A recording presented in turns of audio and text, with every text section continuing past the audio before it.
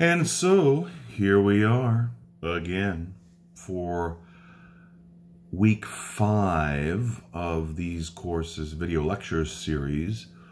Week 5, which is where we finally depart the 3rd century and its various crises and move into the 4th century, which marks the transformation of the ancient Roman and religious empire into the ancient Christian Roman Empire.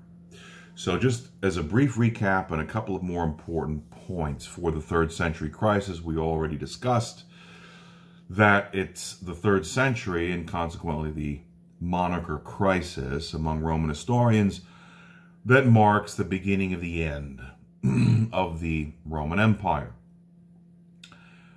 A couple of more important points that I meant to mention in the previous week 4 lecture series, but that's okay because it provides us with a very convenient and easy transition now into the 4th century. The first is the concept that we first heard about with Tertullian, the concept of origo, O-R-I-G-O, origin, a concept in Roman law that determined one's citizenship, that is, one's status as a civis Romanus, a Roman citizen, or not. And we already explained that it was based not on your origo, as in birthplace, your origin, but on whether or not your pater, your father, was in fact a civis Romanus, a Roman citizen. That all changed in the Roman Empire in the year 213 with an edict referred to as the Antonine Constitution, in reference to the son of Emperor Septimius Severus, usually referred to by kind of a nickname as Caracalla. Here in Rome, there are the ancient Roman remains of the beautiful baths of Caracalla that were constructed under the emperor of the same name, Caracalla, son of Emperor Septimius Severus, whom we've spoken about somewhat in previous lecture sessions. In any event, under Caracalla, the Antonine Constitution was promulgated, which, among other things, finally extended Roman citizenship to all liberti, that is, freedmen and freedwomen, throughout the entire Roman Empire. Liberti, freedmen, freedwomen, that is, those who had been granted manumission by their patrons, that is, those members of the so-called slave class, servi, not exactly slaves, at least in the modern sense, when we think of European colonial slavery or slavery which continues to exist as of 2020. It was not exactly the same thing. It certainly did not have the racial or ethnically divisive undertones and overtones that modern slavery and contemporary slavery appears to still have today. In any event, so this theoretically, at least, abolished slavery in the Roman Empire. Formally, legally, juridically, it did not. But more importantly, at least at the time, it extended now Roman citizenship to all of those who had been granted their freedom and entered that Roman social legal class known as liberti, freedmen, freedwomen. Historians like to debate the reasons for this. The primary justification, explanation one will always frequently hear from Roman historians themselves, it was because of taxes. That is, you tax this new class of people, which was rather probably the bulk of the Roman Empire in the 3rd century, and you increase your tax revenue. Well, the class of freedmen and freedwomen, the liberti, was at best a middle class, if not lower middle class. So not only is your tax revenue not probably in the end going to be exponentially significant, you're actually hurting that particular class. So while that may have been part of it, part of the justification, part of the hope that is a greater tax revenue, that's certainly not all of it. In fact, it has been argued by some scholars of Roman law that it was primarily and fundamentally based on what today would be referred to as issues of civil rights, the dignity of the human person. Once again, probably for the first time, including Rome, in the history of human civilization. That is, abolishing these classes based primarily on the notion that humans, perhaps in the end, if not the beginning, are equal, not based on a caste system, which, once again, always derives from either a divinely revealed religion or a philosophical ideology promoted by its guru and brainwashed adherents. Okay. With that aside, the important thing is that this occurs in the year 213, right as Tertullian basically stops writing, and as we approach the middle of the 3rd century, when Cyprian will continue what Tertullian basically began in regards to the oneness/unity of the Catholic Church, the Unitas Ecclesiae Catholicae, the worldwide political assembly of Christ. And referring specifically to Tertullian and Cyprian, in the end, they wound up having two very different views, divergent views on how the church, the ecclesiology of this worldwide political assembly of Christ, is based. Cyprian would maintain the view, in his own words, that in Latin, in ecclesia episcopus sed in episcopo ecclesia est, which means that the bishop is in the church. The bishop is in the church by virtue of baptism. Kind of like Paul, back in the first letter, his first letter to the Corinthians, chapter 15, that we went over in a previous lecture session on the New Testament. So the bishop is in the church by virtue of baptism. Sed, but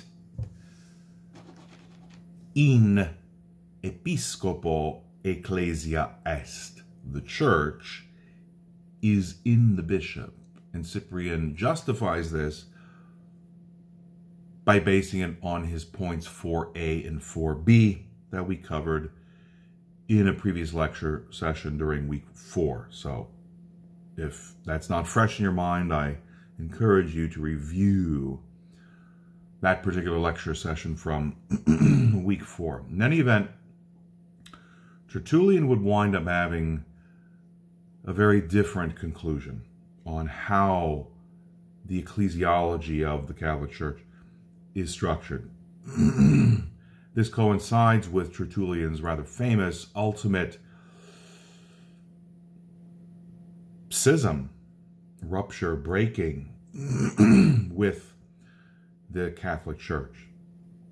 And it's important, especially because these two views will lead to what in the medieval and late Renaissance periods would wind up becoming the Eastern Orthodox Church and the Protestant Reformed Church. That is, Tertullian suggests that the ecclesia, the political assembly, in numero episcoporum non est. That is, the church is not in the number of bishops. Rather, the church is in spirito per hominem spiritualem, or spiritualem. That is, it's not the hierarchy where the church is fundamentally primarily to be located. Rather, the church is of the Spirit through a spiritual man. And consequently, we already have here, in the middle of the 3rd century, well before the Christian cult will ever be rendered a religio licita, a legal religion, under Emperor Constantine in the year 313, to which we're coming shortly. Already, well before that, roughly 70 years, we have what look to be the makings of future ruptures, future schisms, very divergent opinions on the nature and basis of the Catholic Church to begin with, and then what will become the various denominations within Christianity. 3 primarily: Roman Catholic Church, Eastern Orthodox Church, and Protestant Reformed churches. More on that much later on in the course. Okay. That leads us then finally to the end of the 3rd century crisis and into the 4th century. A former Greek slave in the Roman Empire by the name of Diocles winds up becoming emperor of the Roman Empire in the year 285, changing his name from Diocles to Diocletianus or Diocletian. I mentioned him earlier already in the course. So Emperor Diocletian, he will be emperor from the year 285 until 306. So a pretty long reign, 3 decades, really. And he is usually recalled very negatively because of Christianity forever after, because it was under Diocletian that the 4th and final genuine empire-wide supplication would be called around the year 300, lasting until his abdication of the throne in 306, but really not technically being abrogated until the Edict of Toleration under Constantine in the year 313. Before we get to all of that, Diocletian, notwithstanding that it was under Diocletian the great persecution of Christians in the Roman Empire, always under the guise of a supplication, as far as the Romans were concerned, Diocletian was actually, is historically considered a very good emperor, administratively and regarding, believe it or not, fair and equal distribution of Roman law and justice. Economically, if we think back to our paradigms, economics, politics, religion, economically, Diocletian managed to stave off, temporarily, at least for a few decades, the economic collapse that the 3rd century had been experiencing for most of its duration through what today would be referred to as price fixing and market caps. And those especially of you who are perhaps majoring in economics or business or finance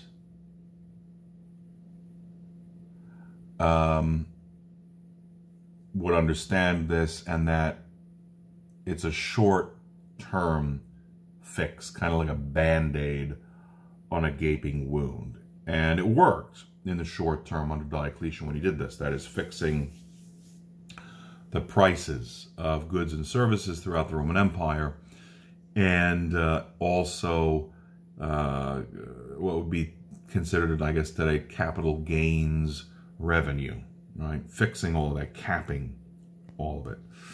That worked for a couple of decades, but again, it was a short-term fix, and it would not last. Secondly, politically, Diocletian, realizing the ongoing problems in managing the Roman Empire, decided that it would be best to restructure it thoroughly and vastly and unprecedentedly.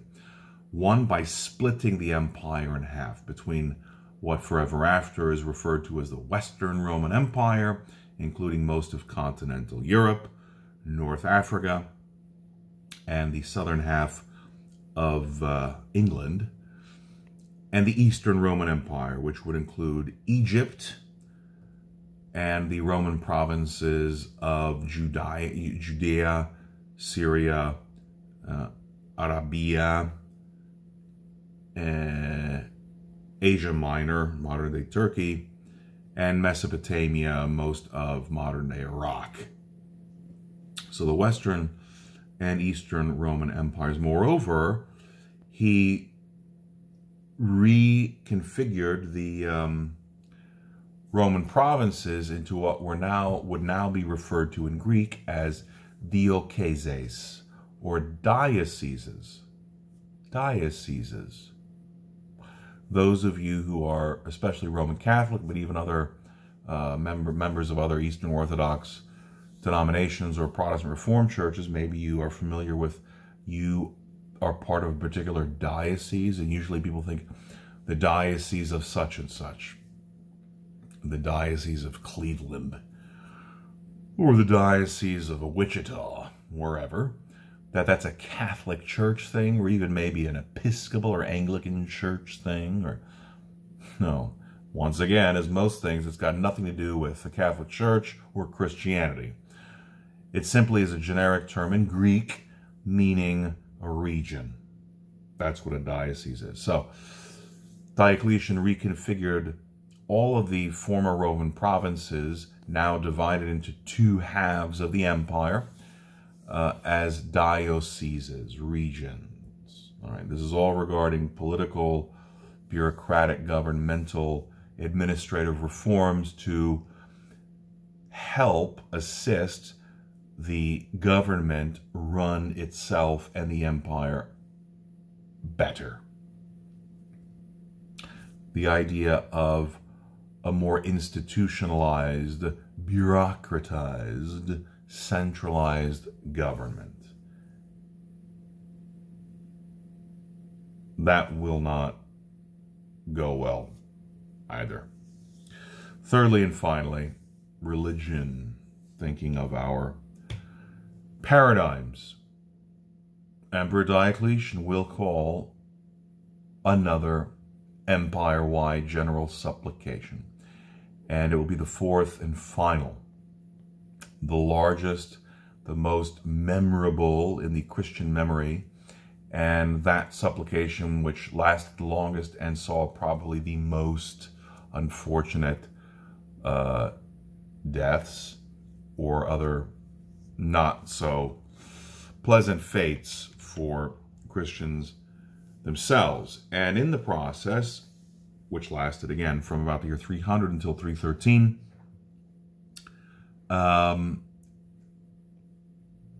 it created yet another group of lapsi from the Christian perspective. Another group of lapsed, those who had fallen. And this is probably even worse than the libellatici, that is those who had bribed court officials to just grant them the libellus. This perhaps is even more sinister, thinking back 100 years earlier to the reinstitution of the agentes in rebus, agents and things, secret police, because there was produced a new group, a fourth group, plurificati, sacrificati, libellatici, and now traditores in Latin. Traitors, not traders, D-E-R-S, traitors Traitors, traitors, from the Latin term tradere, to hand over. And usually, especially in authors focused on church history and early Christianity, ignorantly, very grossly ignorantly, just presume and present this to be that in this process, the agentes in rebus, knocking on doors, that this meant that Christians were handing over the sacred books, right? What today would be referred to in the Catholic Church as the Roman Missal, the Sacramentary, the books containing all the hocus pocus that one says in a variety of liturgical religious rites. The Roman authorities could not have cared less about whatever one's mumbo-jumbo, hocus-pocus incantations were in any particular religious cult.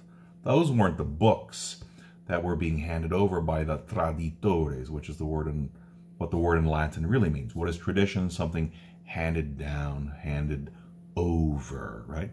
What is a traitor? Someone who betrays, hands over information, persons, material to a would-be enemy, right? So what did these Christians do? Once again, including priests and bishops, wasn't so much the sacred books or texts. Rather, it was the names, the lists of names of members of the particular community locally. So the Catholic Church locally, the names of members. Wow. Handing over the names of members, going full Karen. And, kind of like Al Capone in Chicago, in the early 20th century, handing over the books. That is, all of the accounting, how much money into this community and how much money is going out to be paid in taxes to the state, to Rome. Those are the books that were of most interest and importance for the ancient Romans. Not prayer books, not sacred books. Okay, so traditores. In any event, Diocletian winds up abdicating the throne as emperor of the Roman Empire in the year 306. He will be the first and only Roman emperor to ever do so. Thinking that these administrative reforms throughout the Roman Empire, splitting it in half, Western, Eastern, all these new dioceses, etc., economic reforms, hoping that this would last, it would stay in place. It would not. As an aside, Diocletian, one of the most beautiful ancient Roman imperial palaces you can still visit today in the Balkans, in the town of Split, in the Balkans, so on the other side of the Adriatic from the Italian peninsula, countries like Croatia, Serbia, Bosnia, etc. He died there, and this is, if you've ever seen the movie The Godfather, at the end of The Godfather, Marlon Brando's character, he's playing with his grandson in the tomato garden, right? And he puts the tomato in his mouth, and then he has a heart attack and drops dead. Well, they lifted that, what's his name, Coppola, lifted that, or Puzo, whatever, lifted that directly from the death of Diocletian. That's how Diocletian died, except it wasn't a tomato garden, because they didn't have tomatoes in the ancient Roman Empire. Blowing your mind. Tomatoes didn't come into Italy until the Columbian, so in the 1500s, by the way. In any event, it was a cabbage patch. So Diocletian was playing with his grandkids in his cabbage patch and had a heart attack and Drop Dead, which now that I think about it, if you remember in the 80s, there were the Cabbage Patch Kids. I don't know if that's where that actually came from also. Anyway, sorry. And Rome is immediately thrown into a power struggle among several different contenders of the thrones now, because we have an Eastern Roman Emperor, a Western Roman Emperor, until the year 312, when a guy named Constantine winds up sacking the city of Rome, October 28th to be precise, in the year 312, famous Battle of the Milvian Bridge. And in so doing, one afternoon, after his army slaughters his rival here in Rome, Maxentius becomes the sole ruler of the Western Roman Empire. This is October 28th in the year 312.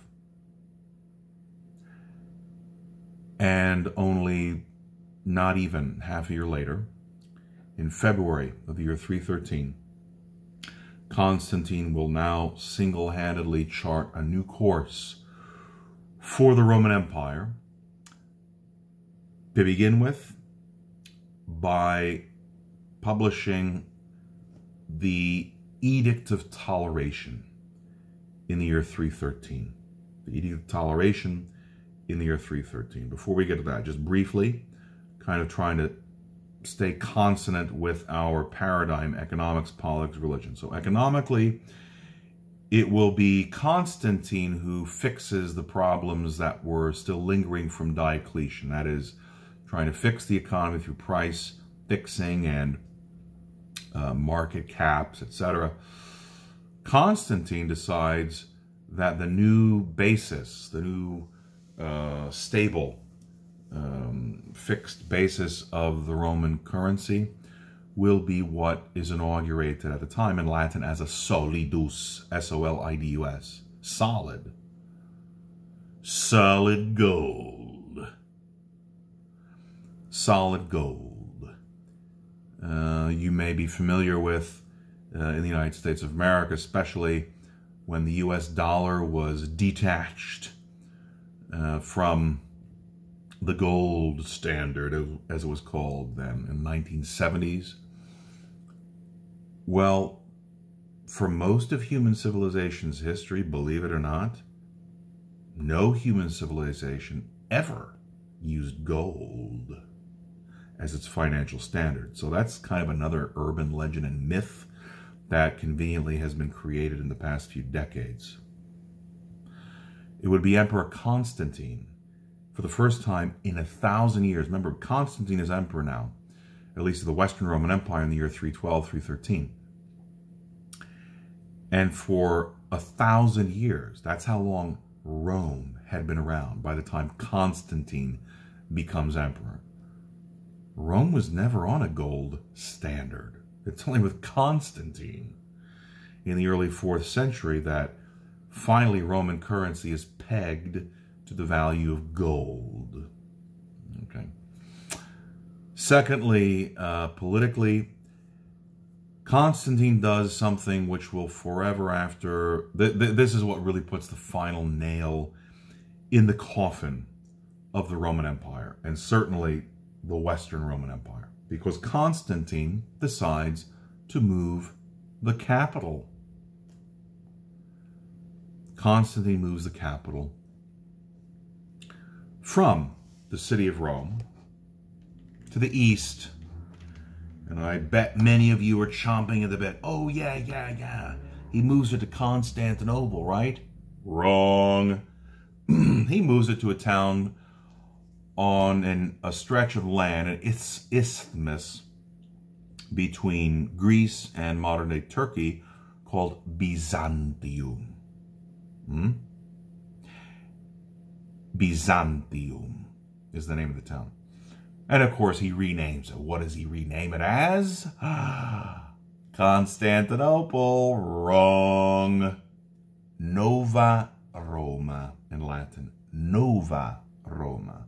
Remember, why is Rome the eternal city? Rome is divine and therefore sacred and therefore eternal. Therefore, everything must reflect back to Rome. So the name of the new capital is Nova Roma. Of course, shortly after his death and forever after, it will actually renamed after him as, Constantinopolis, the city of Constantine, Constantinople. Today, since the year 1453, referred to as Istanbul or Istanbul, which, despite what a lot of tour guides in Turkey will tell you, has nothing to do with Osman or Turks or anything. No. The reason why it's called Istanbul is because those of you, for example, familiar with New York City, if you live in New York or the tri-state area, you're familiar, when you say I'm going, you don't say I'm going to New York City. You say I'm going into the city. Same thing with Constantinople. The Greeks would say I'm going Eistanpolain, like polis, Eistanpolain. I'm going into the city. To the Turkish, Ottoman Turkish ear, they constantly heard this Greek phrase, Eistanpolain. Eistanpolain became Istanbul, period. Sorry. Okay. Finally, with our friend Constantine, this edict of toleration and religion. Constantine also just politically increased the number of senators, saying, look, if you want to be a senator in the new capital, then you got to come to the new capital. In fact, I'll make it worth your while because I'll increase the number of senators from roughly a few hundred to 3,000. So it's to your benefit if you come to join. Lastly, religiously, Edict of Toleration, that's the most important, 313 CE, and this will now change the course forever after of ancient Rome, its eventual collapse and transformation into the Christian Roman Empire.